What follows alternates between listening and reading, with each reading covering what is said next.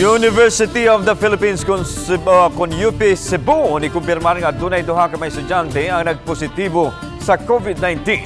Kini ang hinungdan nga nung nagpatuman sila og temporary shifting to online classes sulod sa usa ka semana. Samtang Gidayeg sa Commission on Higher Education Quibod-Castro ang dinalian nga aksyon sa tunghaan. Ani ang report. Sa gipagawas nga katinawan sa University of the Philippines Cebu, temporaryo silang nagpatuman og online classes sa college level sukad niadtong Mayo 4 nga molungtad usab hangtod sa Mayo 11.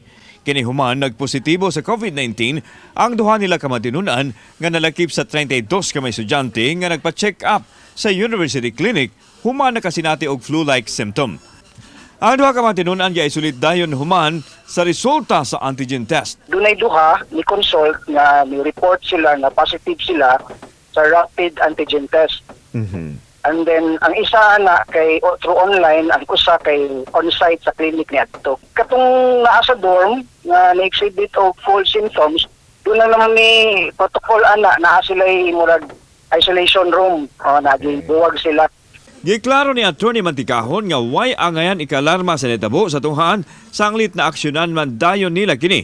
Pinasubay usab sa standard sa health protocol.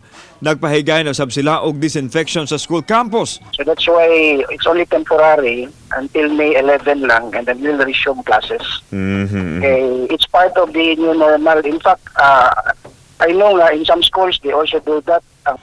Samtang gilagway sa pipila ka matinunan ang online classes nga kuwang og matunanapan andam ra usab sila nga mosunod basta alang sa kayuhan sa tanan. Nga nakita gyapon nato ang vulnerability ug susceptibility when it comes to COVID. Gidayeg sa Chairman's Commission on Higher Education, Prospero de Vera ang dinaliang aksyon sa UP Cebu sa pag-contain sa pagkatap sa virus. Yung schools na ang bahala dyan. Kayang-kaya na nila yan. So it's good that they're adjusting, and I encourage all the other schools to again meet, coordinate again with their local governments, coordinate with the health authorities in the region, and put out a plan of action. Gidugang ni De Vera nga mahimo nga mupatuman usab og kinaugalingong lakang ang mga tunghaan sa mga isyu nga naghatag og peligro sa mga tinunan sa masusobrang kainit ug ang isyu sa COVID nga sugod na usab nga nisaka matod sa Department of Health. If we can do it in the worst of COVID, we should be able to do it now because we had 2 years of training already. Hinon sa Central Visayas, adunay 627 active cases, 27 nini mga bag-ong kaso. Base usab sa pamahayag ni Dr. Jaime Bernadas, ang Regional Director. Hinon giklaro nini nga way pagsaka ang kaso sa COVID-19 sa rehiyon. Kauban si Clover Lumayag, ako si Alan Domingo.